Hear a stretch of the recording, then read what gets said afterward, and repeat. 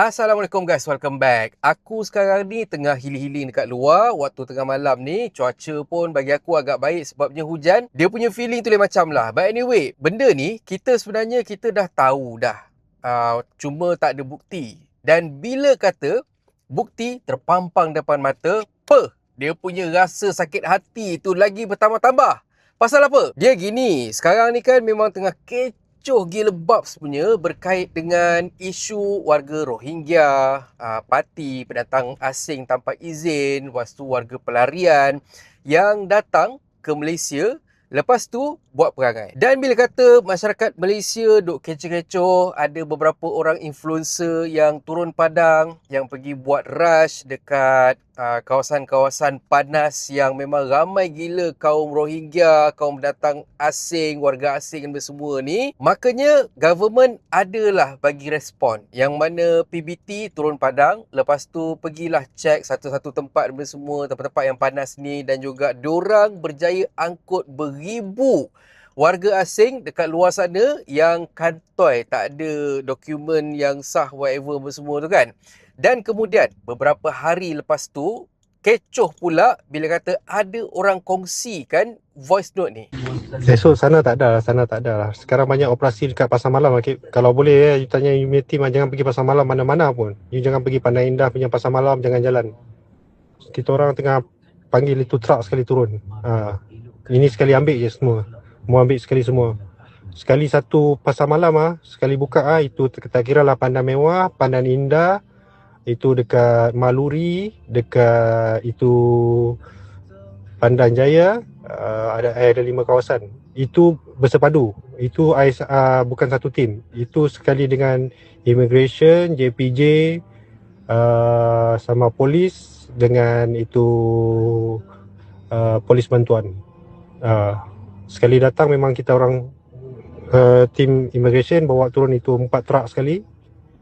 Untuk yang kawasan perumahan tak ada. Cuma I remind you, jangan pergi pasar malam mana-mana tempat pun dari ceras. Memang betul.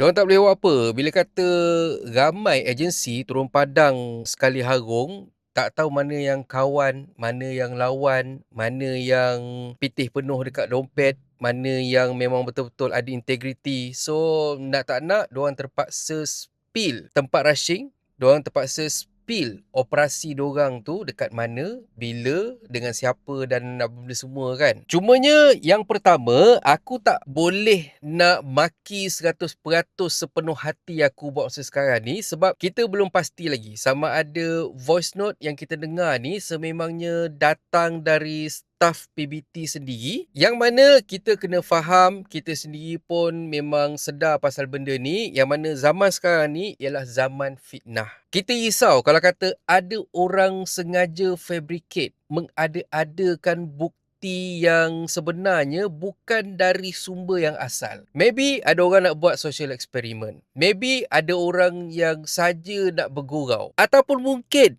diorang sengaja nak memecah belahkan masyarakat. Ya. Cuma macam mana pun, benda ni simple je sebenarnya. Kita cuma memerlukan pihak berkuasa yang memang betul-betul nak banteras benda ni, yang memang betul-betul serius.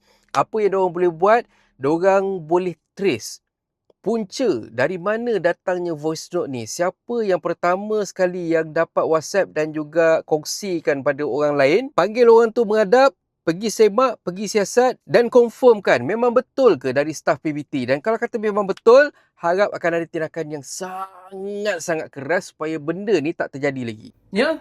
Kalau kata memang betul lah staff PBT sendiri yang bocorkan rasa, ni memang lahanat, memang cakap, memang lahabau semua komplit. Patutlah warga asing, pelarian boleh datang masuk ke Malaysia ni dengan senang hati, dengan sesuka hati. Boleh dengan beraninya bekerja, pergi curi tanah orang lain untuk buat diorang punya rumah. Boleh pergi duduk kat rumah-rumah kosong dan semua ni tanpa ada sebarang tindakan daripada pihak berkuasa.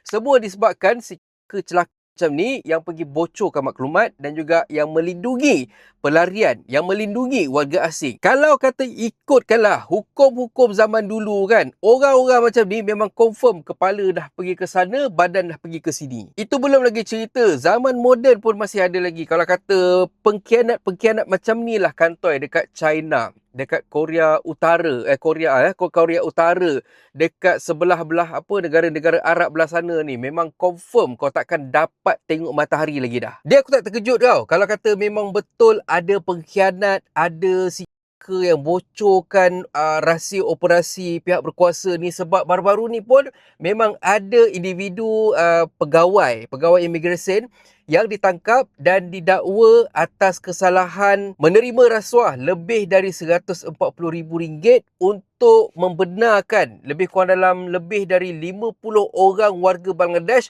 untuk masuk ke Malaysia secara haram. Zaman sekarang ni, engkau ada duit, semua benda kau boleh buat. Sebabnya ada pengkhianat bangsa dan juga negara macam ni, semua boleh lepas janji dalam poket ada cash. Aku harap sangat orang macam ni merepot busuk bangkai, dan aku harap sangat Allah timpakan bala yang teruk, bala yang berat pada orang macam ni supaya dia menyesal seumur hidup. Bangsa sama, agama sama, tapi perangai macam bodoh. Kecil-kecil tak ada mampus, sudah besar menyusahkan orang. Dan kata pepantun, hang tuah Panglima Melaka, setia beraja sampai mati. Pada kau pengkhianat negara, kau memang serupa. Dan kalau korang suka konten ada dalam channel ni, please consider to subscribe guys. Thank you very much for watching and have a nice day. Assalamualaikum. Ni kalau ikutkan ni, aku sekarang ni serupa pelarian juga, sebabnya aku kena tidur dekat dalam kereta. Nasib baik aku ada kipas ni, at least aku tak berpanas dekat dalam ni kan. Dan kita boleh sangkut pula benda Allah ni dekat tempat pemegang kita. Aduh, sakit mata. Ada lampu. Ni kalau kata korang minat, korang boleh tengok link yang aku share. Siapalah Donivia Channel tanpa memanda bendahara. Bendahara. Salam penghargaan. Terima kasih Hulu Balang Donivia Channel.